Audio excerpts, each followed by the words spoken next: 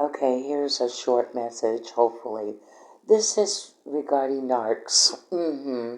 Cheating narcs, lying narcs, crybaby ass narcs. After they have cheated on the faithful spouse, rather male or female, because we're going to be fair on this, rather male or female, you was the faithful spouse, and they were out there cheating on you, catching or taking a high risk of catching any type of STDs, any type of HIV, and bringing it back home to you. You understand what I'm saying? And then because you don't have enough of the barking at you, talking to you like you're a dog, but they'll talk to everybody else with decency and with respect. But when it comes to you, they want to bark and yell and want to argue. I don't have time to be arguing and fighting with a man. Does that make sense? Some people really just don't like to argue and fight about a thing. They like to sit down and have a rational conversation about whatever kind of issue and problem that they may be having in the marriage. Well, it's something when a cheating, narcissistic person, narc, where it's all about them, it's all about their emotion, their feeling, and everything. And when you leave them, oh my God, she left me. You're the villain. You're the terrible person that left them because you no longer want to be with a person that's cheating on you. With dang, it seemed like dang, this woman, that woman, it seemed like all these women are into you, and it seemed like you into them, and I'm being overlooked, and you can't talk to me that you decided that you said vows to, and that you made a promise to me, not them.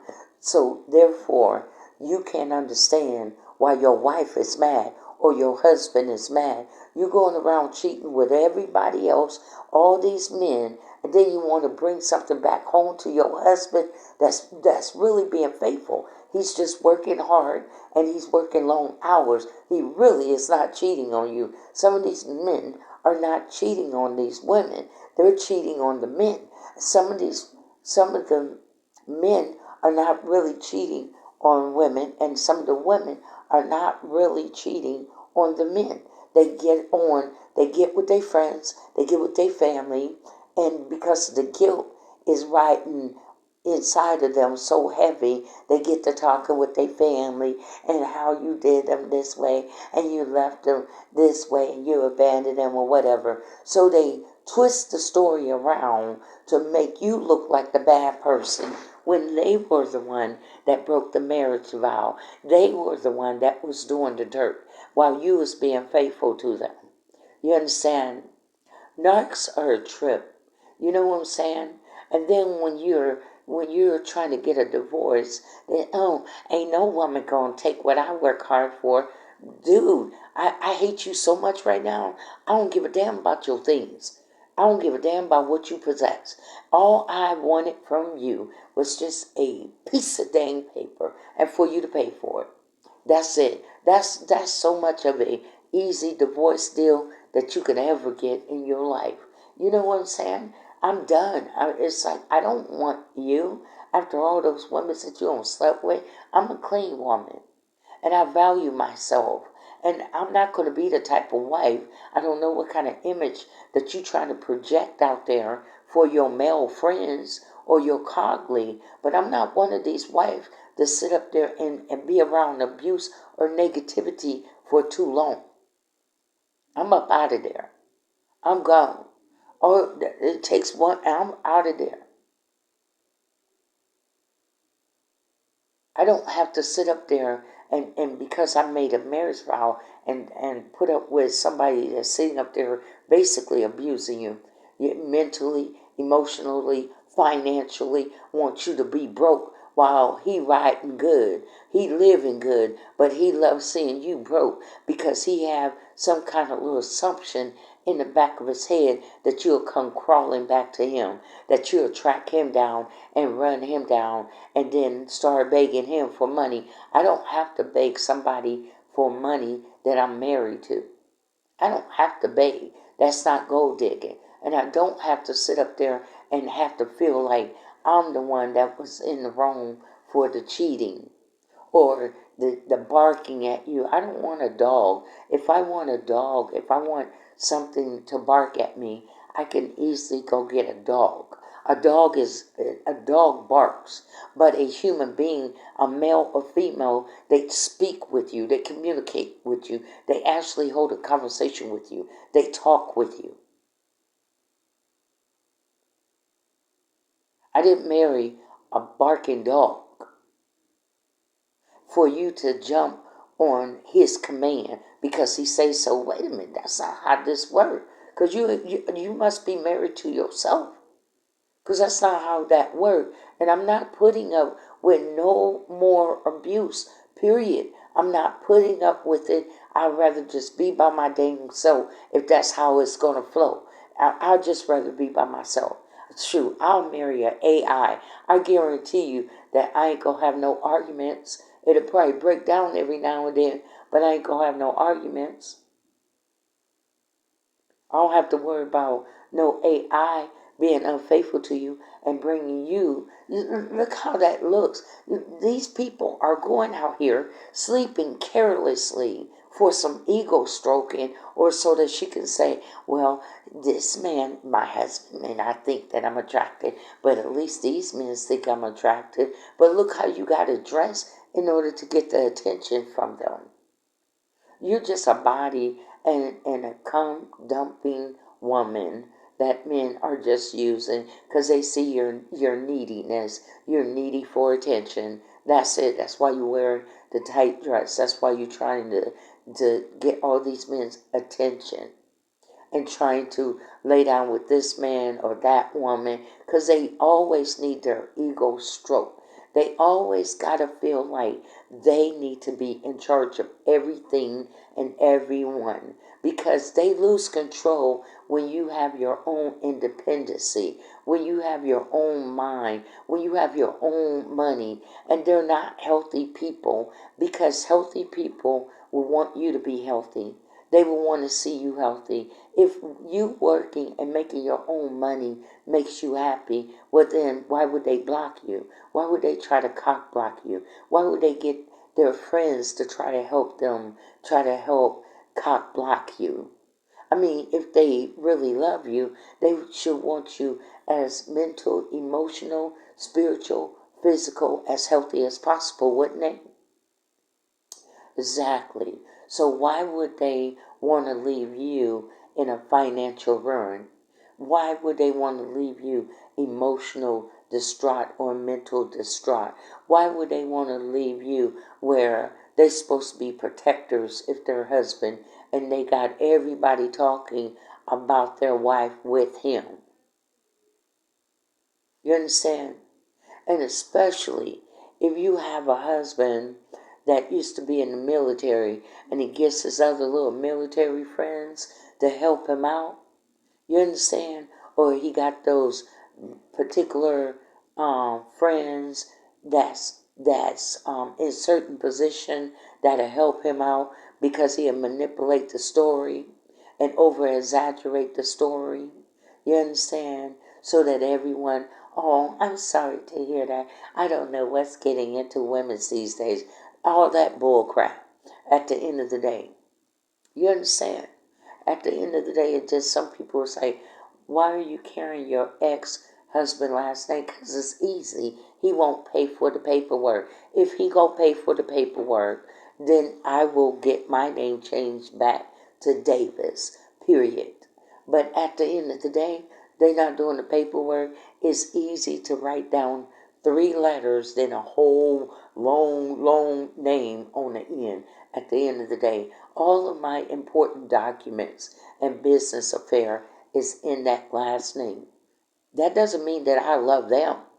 No, it doesn't. It means that it's easy and convenient for me. And to go get your name changed, it's like a lot of paperwork. It's like a lot of hassle. So it's like I've just been keeping it because it's easy and convenient until I get married. Well, I don't know if I'll get married again, if that's the case. But it's like these people never let you tell your story. They try to drown you out. They always try to be the voice behind the scene. to their friends, their family, their colleague, their social media group of people. You know what I'm saying? They always trying to always be the voice. But the person that they hurt and the person that they cheated on, they try to have you with no voice. They try to laugh you down as if you don't matter because she did this to me or he did this to me. So basically, there are unhealthy men and women that doesn't validate you. They don't validate who you are. They don't respect your boundaries. They figure, especially if they're still married to you, they figure that they have a right to cross boundaries with you because that's my wife. No, no, no, bitch. At the end of the day, at the end of the day, if we have been separated for X amount of years, no, you really abandoned this marriage. And even that in some states is ground for divorce. Any type of unfaithfulness and abandonment of your husband's responsibility, that's ground for divorce.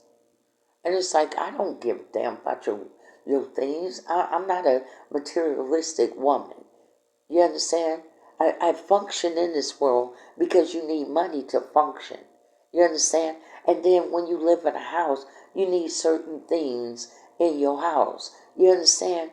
But at the end of the day, I'm not that materialistic type of woman where, oh, and I want this from you. Nigga, if this mean for me and you to legally get a divorce, I will want you to keep everything that your ass worked hard for and just give me the paperwork. Sign those papers for real at the end of the day.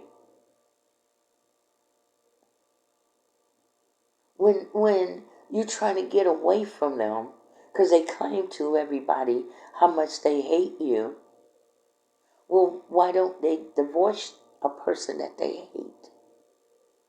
Why stay married to a person that you hate? I mean, this is what you're telling friends and family, right? Can't stand that bitch and this and woo, woo, woo, woo. Well, why keep your own self in a miserable situation? It would just make sense for you to divorce the person and move on. Or maybe they're not really the problem.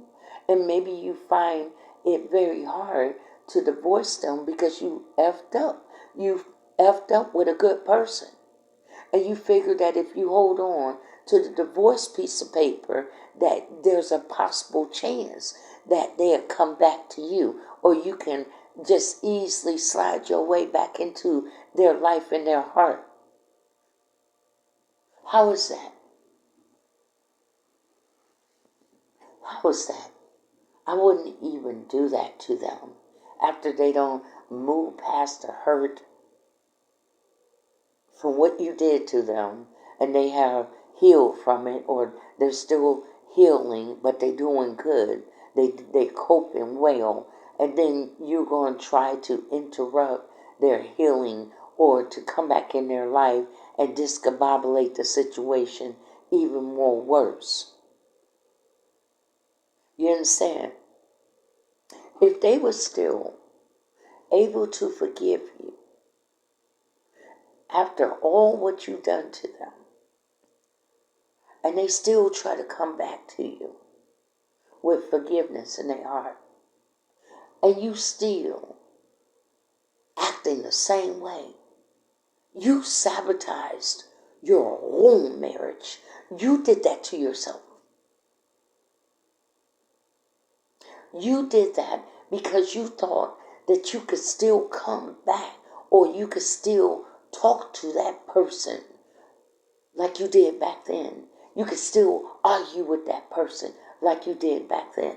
You could still play your little childish little block her if she doesn't act or if she doesn't submit herself the way that I want her to submit because she's telling me the truth and she's standing up for herself. She's not letting me bark at her. So I'm going to block her. And that should teach her a lesson. It's so childish. It's so immature, especially when they're old. I mean, like 40, 50, 60 years old, and they still doing that. That is so, like, so elementary mindset at the end of the day. Don't blame me or the innocent spouse be for your wrongdoing. And if you notice, instead of like giving you a heartfelt apology, like I see where I did you wrong, and I am so sorry, and they mean it from their heart, not a half-ass that you, well, it's because of you, and you made me do this. I can't make you do nothing. You're a grown-ass man, and I'm a grown-ass woman. I can't make you do shit. You did it to your own damn self. You seen something that you wanted. You figured that I could get anything, any woman, or any man that I need, and you went for it. And then when they feeling guilty, then they try to make you feel like you the one that did it all. And you was at home being a faithful husband or being a faithful wife. They was the one out there doing wrong. But because they feeling guilty, they got to shift. It's called shifting. They shift the blame on you. They shift the blame on you so that you can feel guilty about how they did you wrong and how they talked to you. And you got to be to blame. And then they got to tell their friends and their family what you did to them. But what did they do to you? And if you notice, they always try to drown you out, the innocent spouse.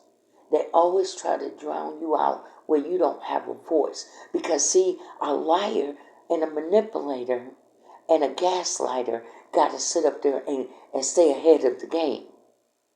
Because then, if you tell your side of the story, then people begin to see the light of their lies. The real dark secret of their lives. They effed up with you. And now they're trying to cock block. It's called cock blocking when they slander you, when they lie and get rumors started about you. So it could be your own ex-spouse or your spouse doing it to you because they messed up and you don't want them and you told them that you want a divorce and you don't care nothing about the things. Keep it.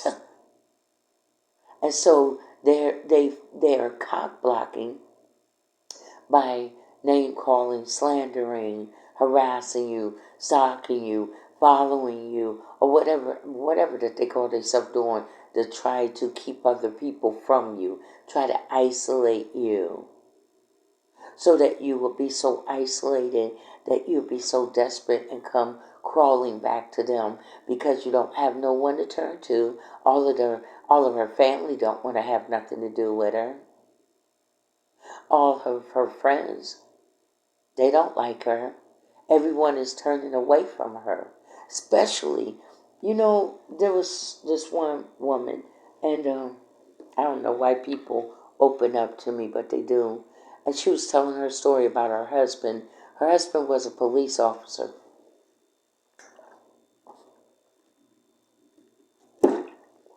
These guys can be some of the most dangerous because they rock a badge, but they're abusive and narcs. She was saying that her husband would block every avenue that she had, including friends and family. He would always say how crazy she was. She's crazy. But he was the crazy one and the abusive one with a badge. He would abuse her. He would financially abuse her. Wouldn't let her have money, not even for, she said, not even for Kotex. That is some mean, cruel stuff. And she was wealthy. You could tell that she was very well off, as far as how she dressed. But she was like, I never controlled the finance. She was like, I feel so embarrassed because I'm a 40-something-year-old woman that doesn't even know how to write a check or money order because he handled all of that. Sometimes it seems as if I want to take care of you. So they control all of the finance. Everything is in their name. Everything. So there's nothing in your name. You don't even know how to write a check because that would be too much like being independent as a woman to know how to do things for yourself. So in a sense, he handicapped you, or they handicap you, where it looks like love, but it's not love. It's to make sure that you stay in a position where you're going to need them. You need them. You depend on them for everything. You don't know how to do anything for yourself, basically. And they use it, that's a weapon that they'll use against you. That you don't know how to handle money. You don't know how to pay bills. I got to pay the bills for you. You don't know how to do nothing for yourself, basically. And she was sharing her story that he was so bad that they had to put her like undercover because of his connection and his clout, because he even got his co-workers to participate in his shenanigan, low-key form of abusing his wife, stalking his wife, harassing his wife. It's like a form of controlling her by using his position. And she was sharing how much of a nightmare that was for her. You learn a lot when people may look like they're well dressed on the outside, but there's a lot of well dressed people that's going through in their well looking home. Nice little fabulous home, but you don't know what goes on behind those doors in those homes. Abuse. And it may not be physical because they look good on the outside, but you don't know what kind of emotional, mental, financial abuse, verbal abuse. You understand that people may be going through. They just don't share it because, especially if they had that old woman teaching, is that, honey, you just grin and bear, and, because he's financial well off or she's well off, and you just don't have the means to be able to do it by yourself. So you are taught, especially women, you are taught because you don't have the finance, you need to find a man that has the finance. Well, what if he have the finance, but he's very abusive? And the older women didn't know no better because they was trained to do the same thing. So they just passed it down. They passed it down from each generation to each generation. And learning to tolerate abuse, learning to tolerate any form of abuse is a good wife. Even the church, religion, taught women to just put up with abuse. When I was going to church, I used to see in Georgia, I used to see this one wife where her husband was beating on her and she would come in the church with black eyes and the preacher was saying, my sister, just hold on to God, unchange your hand. Well, if God was that strong, if his hand was that strong, his hand should have reached down and stopped my husband from beating on me then. I mean, that's all that the male pastor could tell this woman that obviously she was injured. Like he didn't pull her to the side or in his office to like speak with her, to, like get the police involved or to try to find her someplace safe for her to go. All they did was just say, well, just be faithful to your husband and pray. But every time she was praying, he got worse and worse with her because he couldn't stand her going to church because there had to be someone at the church that she was meeting. So he was a very jealous husband that accused her of even going to church and messing around with the pastor. But that's what they train women to be like. That's what they told women that's what submissive mean. Because in the Bible, it says, submit to your husband. So a lot of males was using that submissive role, that submissive part of the scripture. And in order to control their wives, in order to get their wives to do what they wanted to do. So that's something that I wanted to share about that because a lot of women, okay, a lot of women are staying into abusive situations and they're getting murdered. They're getting beat every day, every night, even the children, because she's too afraid to leave. So the children are trapped in that type of home as well. So the children are being affected. Sometimes they take it out on the animals.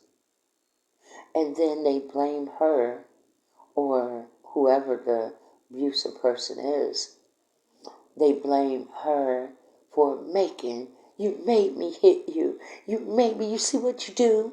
You see what you did? You made me hit you. You made me yell at you, scream at you, because they never want to go get help.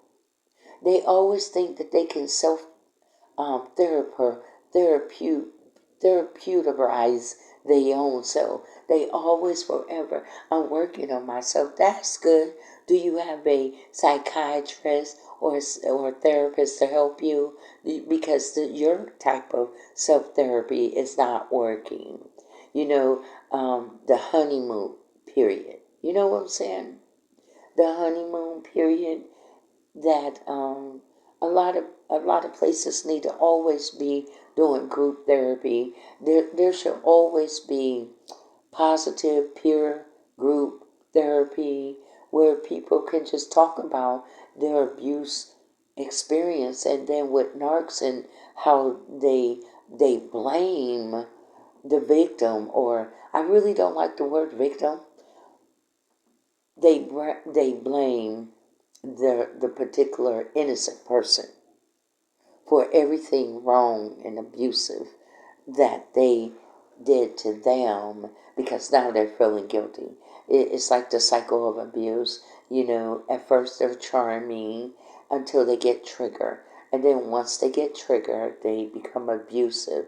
Whether it's verbal or they withhold finance from you, they're mental abusive, emotional abusive, physical abusive. It's so many style of abusing you. Will even use your camera, or let's just say on your good moments, you took a video, something personal and private between you and him or her, and then they exploit it when they're mad at you, then to shame you, embarrass you, and to humiliate you before other people. So then they will blast this all on social media, or they get other people on the outside of the marriage to side with them. So you got all these people looking at you, and you're the innocent one. You don't have a clue of what's going on. And you got all these people looking at you like you're the bad person, but you're the one that's getting abused. You're the one that's been in an abusive relationship.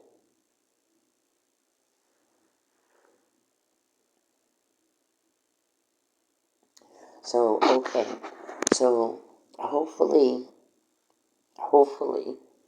um, I don't know where this message is going to wind up, but I think that is good for us to talk about what we have personally experienced, what we personally experienced, and people that came and shared their story with us, because at the end of the day, group therapy is really good.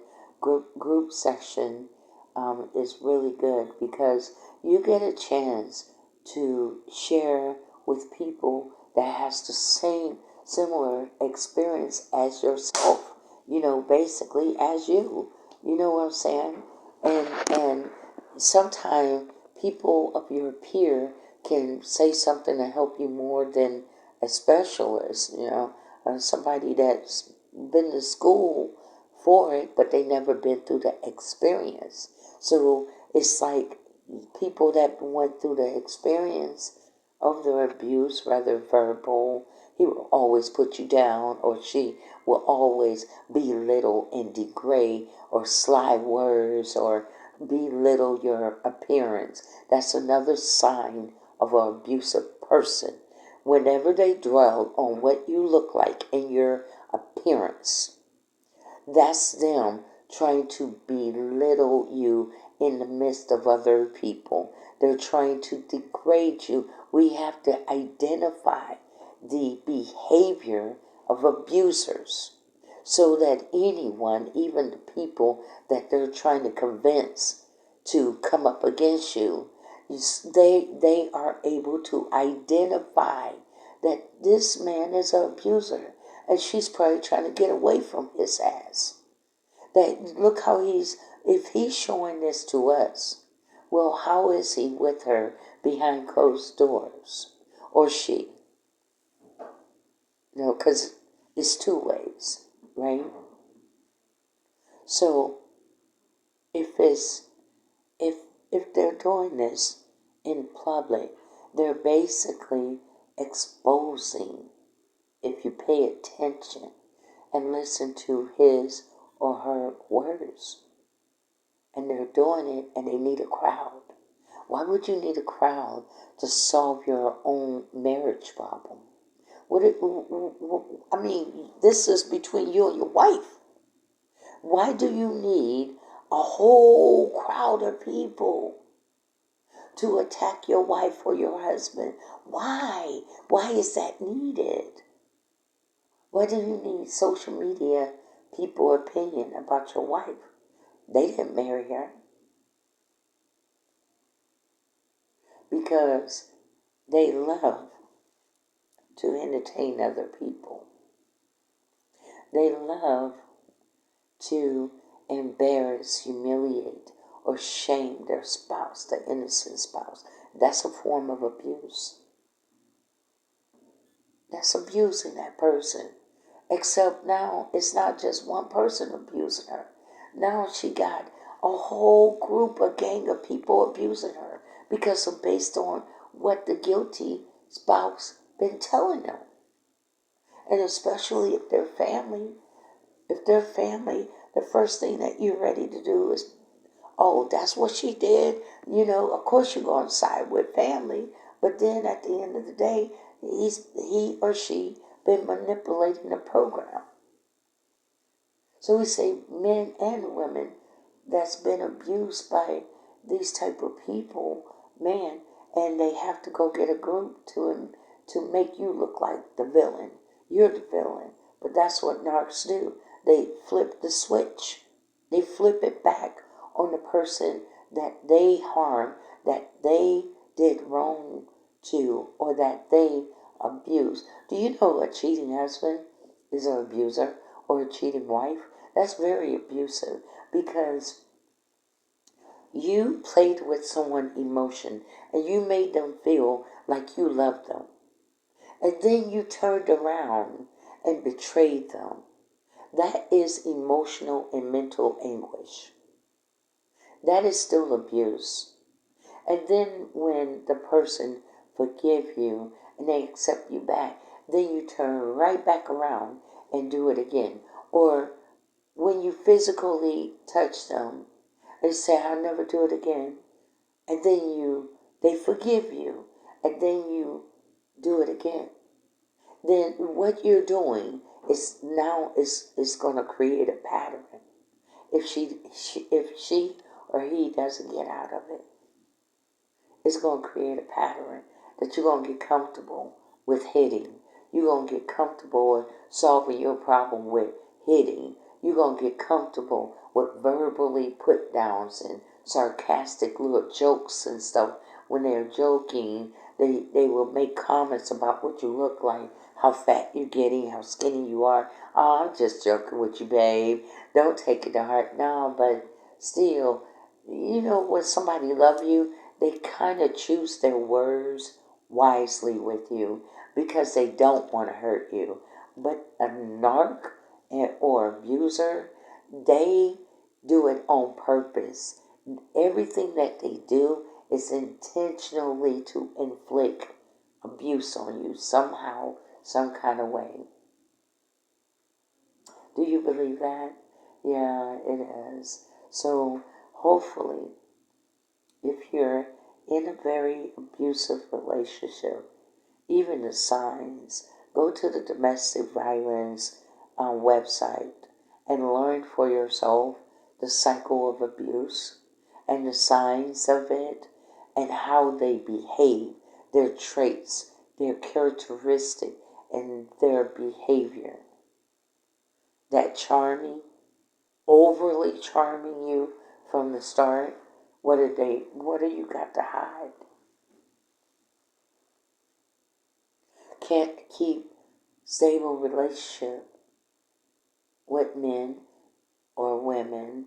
It's almost like, dang, you was just in a relationship 3 months ago. You're out of that relationship. No long-term relationship with anyone. And that also affects your life. You want me to tell you how? Then I'm going to end it. It's like 37 minutes. It affects your life because then now you got trust issues. You don't know who to trust. You got trust issues now. Messing around with them for X amount of months or years. Now you got trust issues. You feel me? And then whatever type of other issue on top of the abuse, and you have to, I learned about toxic people, even family. Oh Lord, please don't, it doesn't have to be a person that you're married to neither. It could be your own abusive family. Back in the days, I started speaking about me being sexually assaulted at 12 and I was pregnant in the 8th grade. I became the family black sheep because you're airing out family dirty laundry.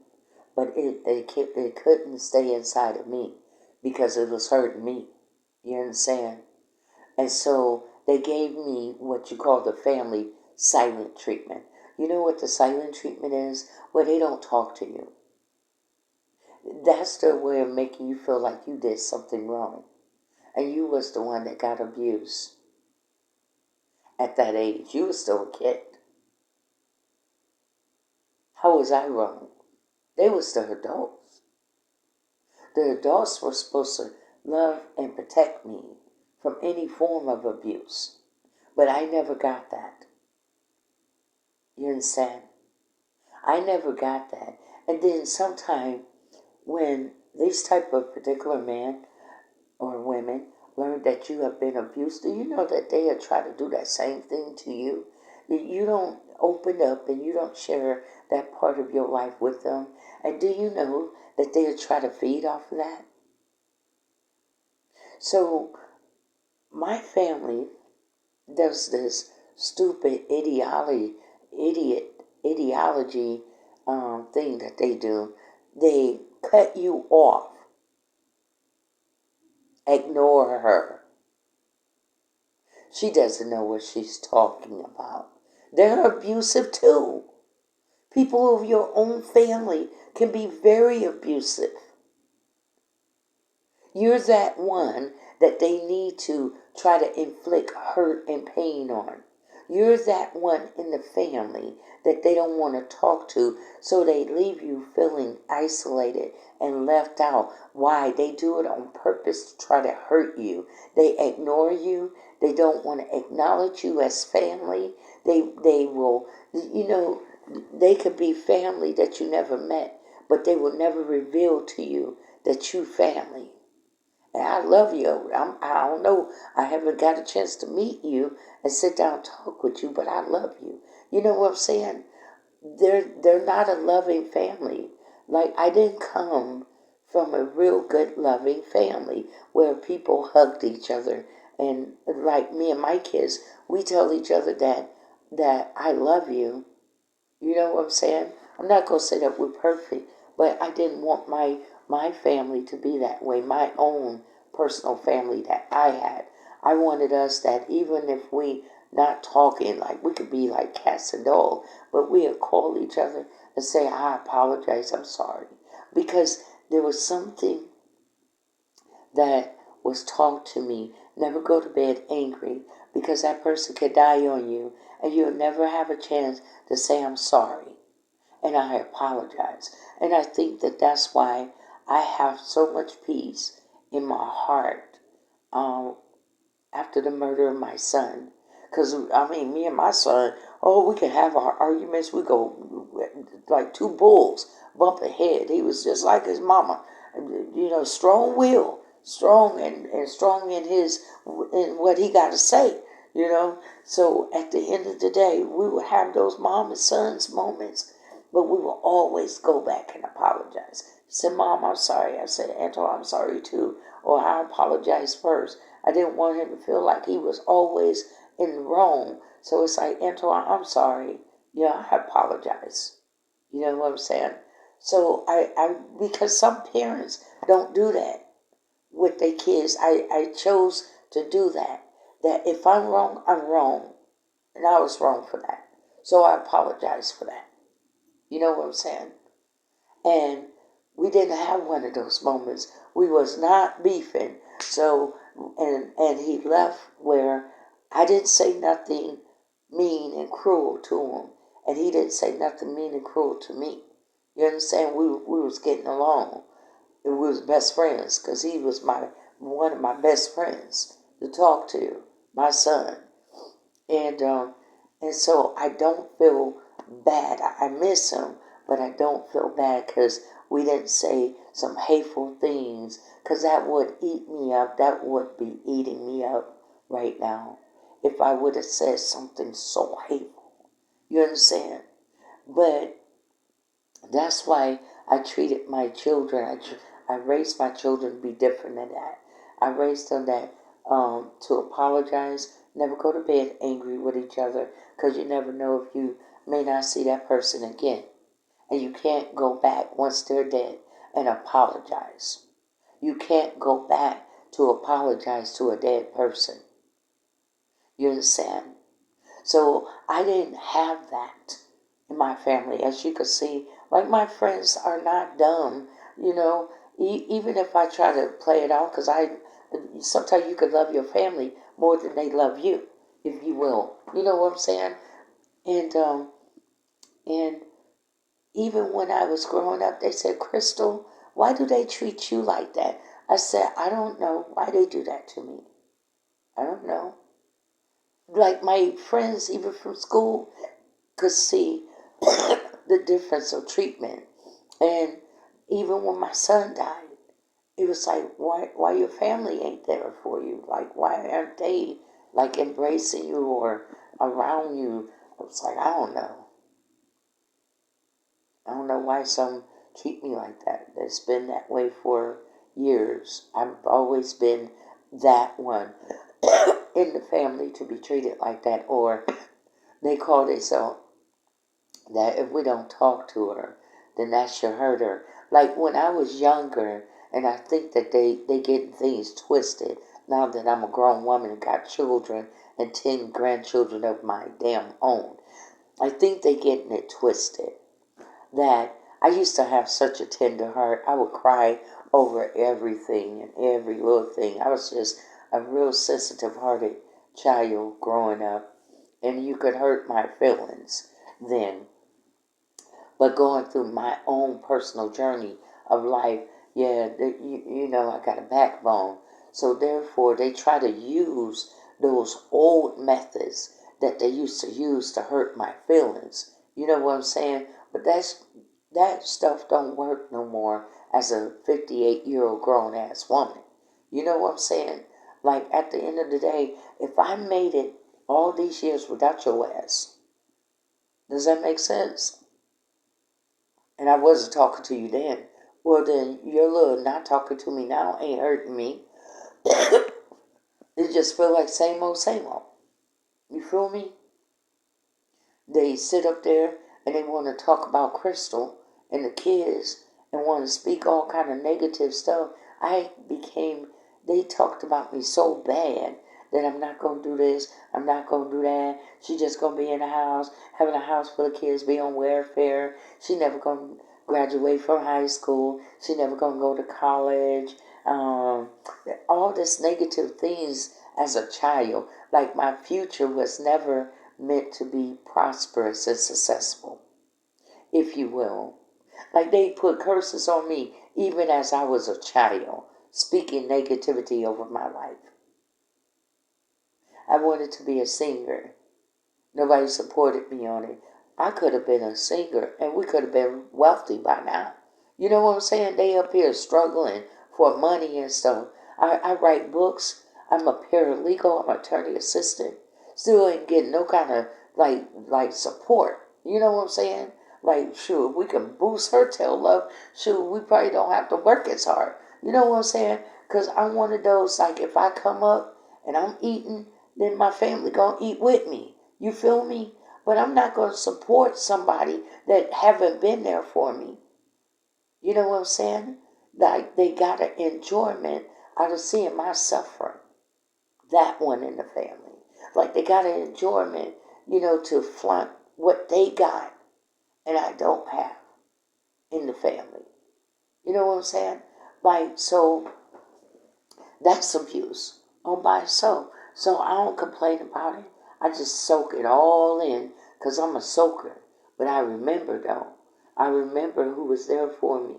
And I remember who wasn't there. I remember who told the truth. And they followed up on what they said. Because your word is your bond. I grew up with that saying too. That your word is your bond. And when you make, when you say you're going to do something, then you're going to follow up. That's how you know if a person is really legit and they're really true.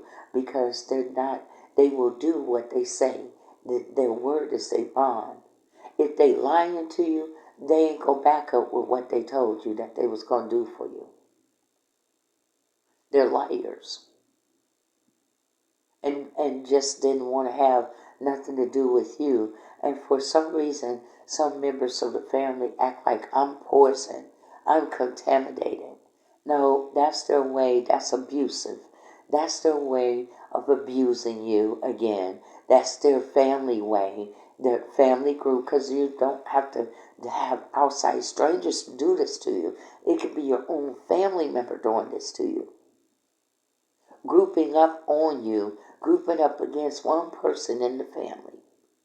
And everyone fall in suit and jump on the bandwagon about you.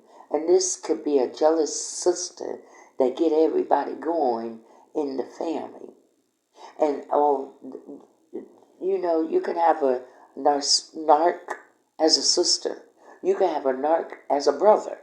You can have a narc as a uncle, cousin. So they're always going to look like the victim. And you're the troublemaker of the family. Or you're the one that does everyone wrong. Or you're the one that's causing trouble. And you're the one that's causing the drama. You know what I'm saying? It's right inside of your own family where the abuse started in your life. It started from the family line first.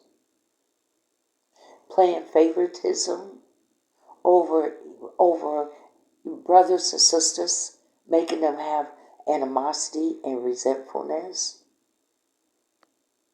bringing wedges between family members, trying to make one seem like one is better than the other. Well, this one here, I know that they're going to go to college. I know that they're going to be my doctor and my lawyer. Well, look here. I love my sister now that I see what was going on. But there was a comparison. There always been like a comparison, between brothers and sisters, and of course, you gonna be the one not gonna make it in college. So I shut they damn mouth up with that. I went to American River College in Sacramento, California. I took the hardest course that I could think of at the time, and that was psychology. I bet I was a nurse assistant over 25 years, close to 25 years. And so I really was burnt out with nursing home work and home health care. And every now and then I get a hospital assignment working for Narelle, Kelly Health Services, and then just regular, nursing home. And I just got burned out with that type of work. So I said, okay, I'm going to change career. So I went to American River College. I was trying to aim for a PhD in psychology, but I was raising my 4 kids alone. So between work, I was working 2 jobs and then trying to go to school at the same time. So that was like, man, that's going to take me years. And, I still got to take care of my 4 kids. So I took psychology, and then I said, oh, I'm not going to do medical no more. But I did earn a 4.0 doing that.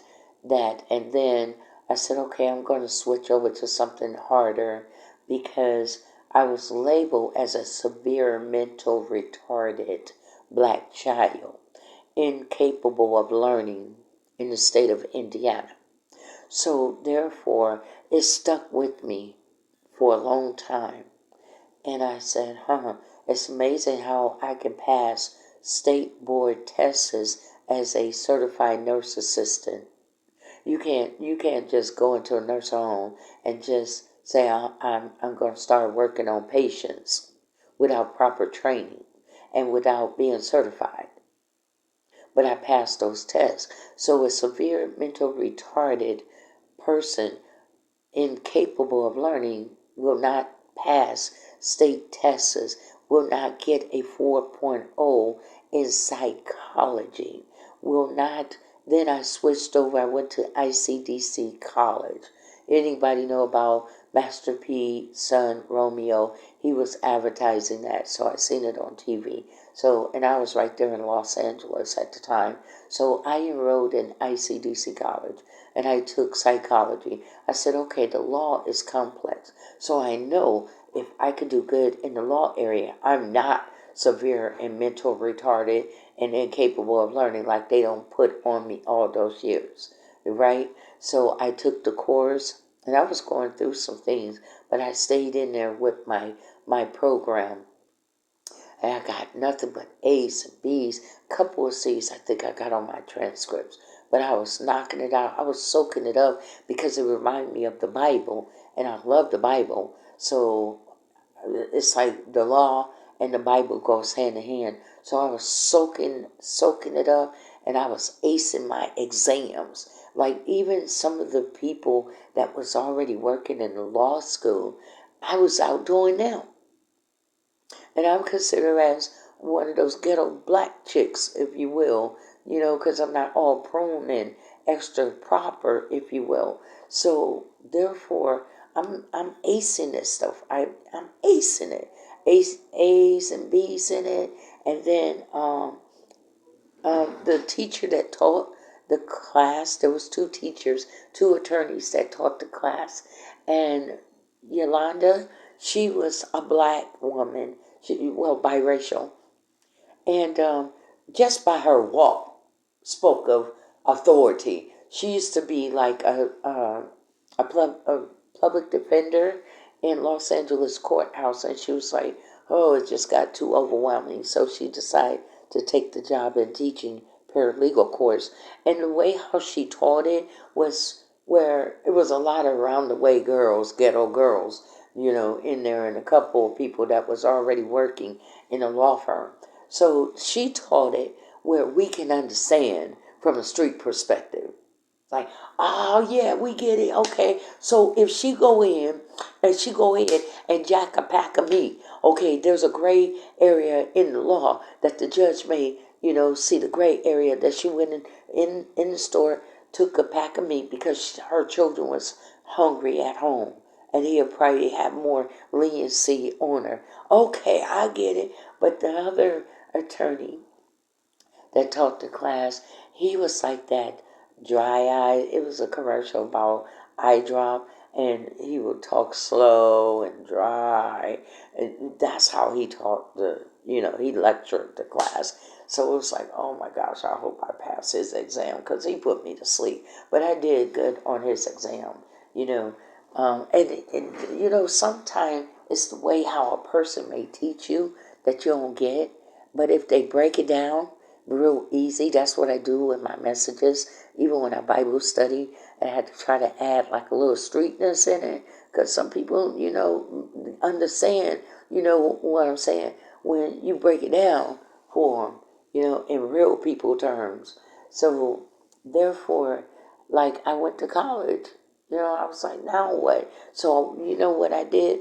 I made copies of my diploma that I got. I didn't get a chance to wear my cap and gown because I had to move with the kids. There was stuff going on with my kids. So, but I did get my certificate as a paralegal. It was such a so real moment. And she was like, "Congratulations, you're a paralegal." I was like, that's right next to an attorney, man. At the end of the day, I was so happy and proud of myself. So that's why you hear me. I'll put that one out there when people try to act like I ain't did nothing with my life. I did a lot with my life. I stayed active because I grew up, even though it wasn't the best home, but still there was there was there was standards that you had to live by. You are not allowed to just sit at home and do nothing. You gonna have to work, go to school, find something positive to do, but you getting your ass up out of this house. You gonna either go to work or go to school. Which one you gonna do?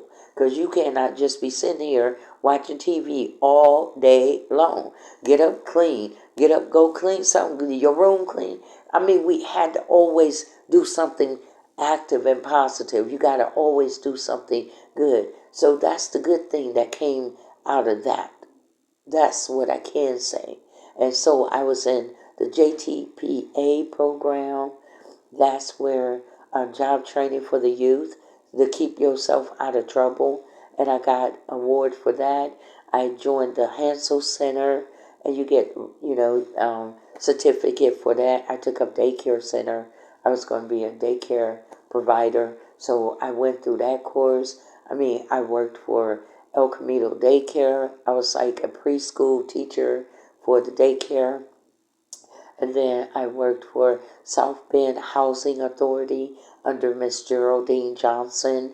And so we would go out to the Scatter House and inspect that. I did a lot of things because right now I'm staying active, writing books. If I can't get a physical job, I got to keep myself active with something positive. So if I'm not online, if I'm not out there doing something positive, I'm online trying to involve myself in something positive, write my books, if I'm being shut down from jobs and stuff. So I'm always doing something positive or writing a message, giving a message, trying to do words of encouragement to uplift other people. It's amazing how you can encourage other people, but you get put down a lot. Every now and then, a person will come like a summer breeze to you and give you those words of encouragement. You feel me? So I'm used to whatever that they spoke, evil, wicked prophecy over me as a child. You know what I'm saying? They was never expecting me, not even the school district or the doctors that labeled me. They was never expecting me to supersede what they said I couldn't do. And really, truth be told, I'm really not done yet because I really wanted to take the bar test and whoop their ass up in that area because I've been studying for the bar, for the attorney bar. But, however, in some state, you really have to go through law school instead of, being up under a judge or an attorney. You know what I'm saying? So it's like, I can take this test now. I'm doing good in the test. I'm doing really good in the test. I go online, do something positive. I go online and I just test myself to see, like, if I was taking the bar, how would I do? And I'm doing really good. Really good. Out of the question, I just take my little paralegal skill and common sense and what I've learned, how to use critical thinking, and I've been doing good. So it's like, man, at the end of the day, I just want the opportunity to take the blood test and see how I do. You know what I'm saying? So at the end of the day, that's been like another goal that I wanted to set at the age of 58. I'm always setting goals. I got my JCM, Jesus Christ Ministry, LLC, to, I know what it's like out there on those streets. So therefore, I wanted to help other people. People used to ask me what you want to be when you grow up. That typical question. Of course, I said a singer. But then when I started having kids, I had to go to work. I didn't have time for pipe dreams. I had to go make some money. So therefore, I said I want to help people. So, working in the nursing home was my way of helping the people that's elders or people that couldn't, do for themselves. So, but I wanted to do more. Like my Jesus Christ ministry is a big ministry that God put on my heart a long time ago, like about over 20 years. And I was like, God, this is so big. Why you give this to me? Why are you showing me this? And I don't want to preach. I don't want to preach. I don't want to teach nobody. I just don't want to be bothered, But it's something when you telling God what you don't want to do, and then you start being put in the belly of the fish. Like, dang, you feel like one of those kids that you so restricted that you can't do nothing. You be watching all the other kids do things, but not you. The minute you do it, you're in the belly of the fish. Okay, that's how I feel. So I finally was like, oh man, okay. But then he started laying some things out for me. I said, God, this is a big ministry. I don't know how and where. I can barely get $1 out of people, let alone this big old vision that you showed me about the ministry, because I went through a lot, but it was all tied up into the ministry.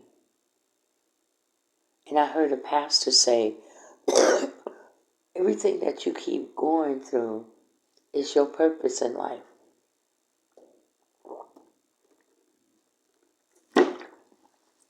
And I was like, well, I went through a lot.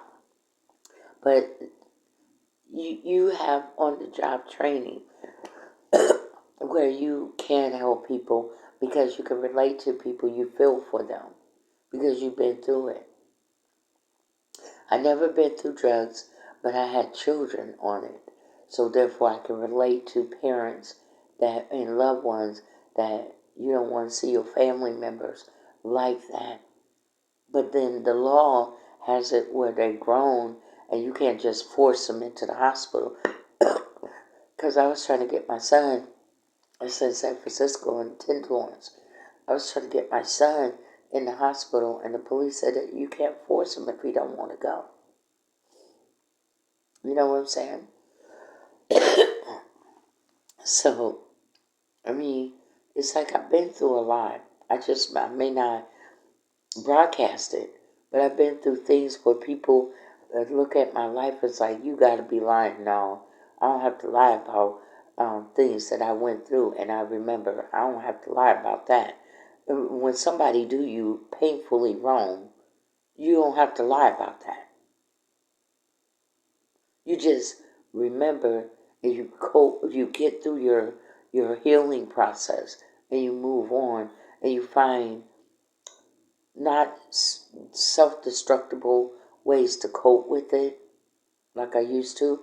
Um, Through the counseling and group therapy, you learn new tools, and people should never stop that when people are in a situation. Group therapy is so important, and positive reinforcement is so important for a person healing, for a person growth, for a person self-worth, and keeping them valuing and validating themselves. Does that make sense? So this is a long one. Sorry. This is a long one, but I just want to open people's mind up to some of the things that I've been through, some of the things I experienced. If you got family out there, they're just purposely trying to hurt you. When they don't talk to you, they shut you off. They have like their own little family clique, of regulars that stay in contact with each other, but you're the one that's out. You're the one that don't get invited to the weddings. You know what I'm saying? You're the one that they try to overlook, talk about you behind your damn back. You know what I'm saying? Talk about you to family members that you haven't even met them. You know what I'm saying? I haven't even met you. How do you know so much about me? I didn't grow up with your ass. You didn't raise me. So how do you know I'm a crazy woman? How do you even know this? You must have been listening to the negative family pack, the rat pack. Oh, yeah. Well, that alone will distort your mind because they crazy. They crazy their own damn self. Truth be told, that doesn't look right is that they just as crazy and got the audacity to call you crazy, and now one of them got a degree in psychology. But yet try to diagnose you as crazy. Man, sometimes you guys stop listening to people. You really do. Even family members. Don't forget jealousy is in family. Envy is in family. They're miserable because they see that whatever they said about Crystal, I supersede them. And I don't show off what I did. However, I did send them a copy of my paralegal certificate. Do you know that half of them did not want to say congratulations, even with my ministry? My ministry is legit. No support, not even a dollar. Even with my books is on Barnes and Noble, and I posted on Facebook. No feedback. I guess they try to act like they ignored that too. A good loving family would be out there trying to buy your books, wouldn't they? Girl, you on Barnes and Noble. Wouldn't you think that a good loving family, like my son and my daughter, they bought my book, right? My first book that I wrote. And a couple of my friends bought my book. Because when you're first getting started, they recommend for you to sell it like $2, $3, very low, so that your name can get familiar as an author, So, but the rest of them, they try to act like if it's not pertaining to drama, somebody in jail, somebody in a mental hospital, if it's not pertaining to drama, they don't respond. But if it's pertaining to success and Crystal doing the damn thing, in spite of what they had to damn say about me, at the end of the day, they don't respond. I don't know if it's making them look like crap, but they don't respond to achievements, if you will. They don't like my achievement because I was supposed to be the one to not have achieved a damn thing. so they don't support me. And support doesn't always mean money. It means to be there emotionally. It means to congratulate. It means to throw a damn party. You know what I'm saying?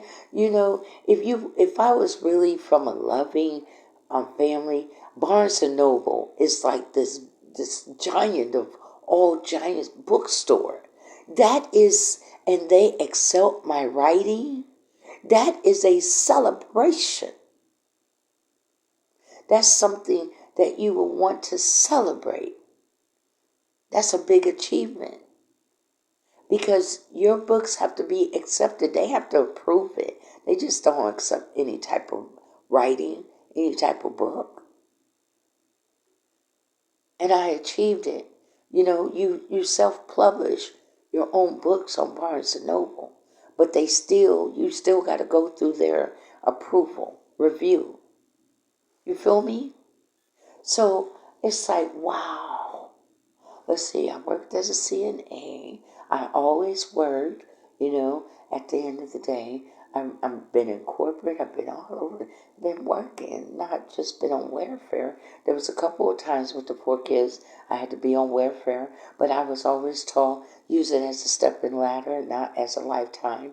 So therefore, I don't depend on Metro or Housing Authority, even though I had to use it throughout the years a couple of times, but I didn't like where my children was at. So I will move. If we was in bad environment, I would move. And they would say, "Oh, she's moving here and there." Hell yeah. My kids is not in this safe. They are not safe in this environment. And I'm getting up and I'm moving from it. Because I want it better for my children. Period. Or let's not leave this out, Crystal, about all that moving. You went to family with your 4 kids. A young woman in her 20s was left because your husband cheated on you and went on out the door. So with the other little ugly ass heifer. So therefore, at the end of the day, you reach out to your family. And they was putting me out as soon as I put food in their house and gave them a little money because I was working, and if I wasn't working, I try to clean the house. I would use my food stamp. I try to do something where I contribute. Does that make sense? And they try to make it seem like she doesn't do anything, and I'm such a big stress on them, and my kids is that bad, and my kids will be over in the corner, because when you're living with other people, you're trying not to just take over their space, if that makes sense. So you and your kids is on the floor on a blanket in a corner, and you're paying $150 or $350 for the corner. But they won't tell the other family members that part. They won't tell the other family members how I went to the store, went to Kroger's, filled up 3 shopping carts. Because it's like, this is for all of us. This is my heart. This is for all of us. It's not just for my kids. Even though I got 4 or 500 for me and my kids, but I made it for all of us because we're all living together. You got kids, I got kids. But as soon as they would get what they wanted from me, we would get put out. And we had to go to another family member between Ohio, Indiana, and Pennsylvania. And we all got put out. They don't tell that part, do they? I know, because that's what narcs do. That's what narcs do, even in your damn family. That's what abusers do, even in your family. They always got to look like the victim. And there's little Crystal victimizing everybody in the damn family. They ain't never did nothing to me. Not even close. But I'm the one that got a short end of the stick. You understand? I'm the one that was beaten so bad that Richland County, Mansfield, Ohio Children's Service had to take me away from my mother permanently. I used to go to school with whip marks on me and black eyes and broken wrists. But I got past that. You understand? Every now and then, I'll ask her. I'll tell her, Because, sometimes, I don't know if she blocks it because it just hurts her. But, sometimes when you're a kid and you never been explained things, you never had that mom to really sit down and talk with you and explain things. You know what I'm saying? So you're left out. You never have a mom that'll talk to you like a mom. Does that make sense? So God sent me pastor who I trained up under, and I became ordained evangelist. Pastor was my God-given mother for me and the kids, if you will, in Georgia, in Griffin, Georgia. Pastor Evelyn Ponder. And then there was a couple of other people that came in my life and became my mother, if you will. You know what I'm saying? That encouraged me, especially in God. And I love me some God, because that was the only person that I had to turn to when your family doing the silent treatment abuse towards you. Call it for what it is. So that's why I'm telling some people out there, if you can relate to me, you understand? Your family do that, shut you out. That's abuse. It is abuse. They are mentally and emotionally abusing you in the family. So you know what kind of family you came from, an abusive family, or you're the one that they're making fun of. That's to hurt you. That's to inflict pain and injury on you, the particular one in the family. Or they could be so jealous of your success or your achievement to the point where they're slandering your name within the family. That's abuse. They're tarnishing your name within your very own family line, lying on you, slandering you, telling people that you're crazy and all of that. Well, you probably just, I don't have my family to talk to, so I talk to God, or I do my videos, try to help other people. Sometimes your own family member don't like it when people like you, because they want everybody to hate you like they hate you. And they want everybody to see you how they see you. Oh, don't think that I don't know. I just don't say nothing out loud. You feel me? I'm not going to waste my breath. I don't have to fight to be a part of a damn family when I was born in it. What I got to fight? That's my rightful position. I ain't got to fight. And if anybody should have their ass on their shoulder, that should be Crystal and her children. But God gave me other brothers and sisters, that's not blood kin. And they're all color. I had brothers, sisters, Mexicans, white, India, Asian. I mean, I had so many people that's been so good to me and watching over me in so many places. You know what I'm saying? To the point where I have family. They may not be blood, but they family. The ones that encouraged me, the one that helped me along the way, the one that still like, can't wait till you get your ministry up. And they keep saying, and your ministry, because they're believing in me. It's like, wow, wow, thank you for that. I'm praying that I get some money for it. So I'm not just talking about it. I'm a woman of action and a go-getter and achieving success. That's who I am in God. Achiever, accomplish, go get it. You feel me? They hated a long time ago when I bought my first house at the age of 18.